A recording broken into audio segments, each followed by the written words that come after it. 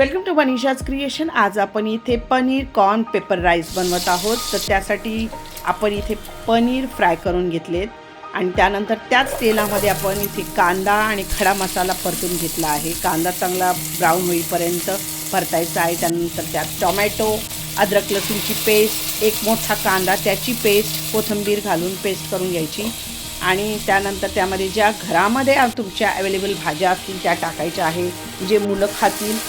आणि तिखट आपल्या चवीनुसार टाकायचं आहे। मी इथे फक्त 4-5 हिरव्या मिरच्या घेतलेल्या आहे आणि अर्धा तास पाण्यामध्ये सोक केलेला राईस, बासमती राईस मी इथे यूज केलेला आहे। तो छान परतून घ्यायचा आहे। नंतर त्यामध्ये 2 मॅगी मसाल्याचे पॅकेट्स टाकायचे आहे, चवीनुसार मीठ टाकायचं आहे आणि गरम पाणी टाकून त्यामध्ये त्याला स्लो फ्लेमवर आपल्याला छान शिजवून घ्यायचं आहे। तर ही रेसिपी तुम्ही ट्राय करा, छान होते। राईस मस्त लागतो, टेस्टी लागतो। तुम्ही नक्की ट्राय करा आणि ही रेसिपी तुम्हाला कशी वाटली ती कमेंटद्वारे कळवा। लाईक करा, सबस्क्राईब करा आणि शेअर करायला विसरू नका। प्लीज शेअर करा।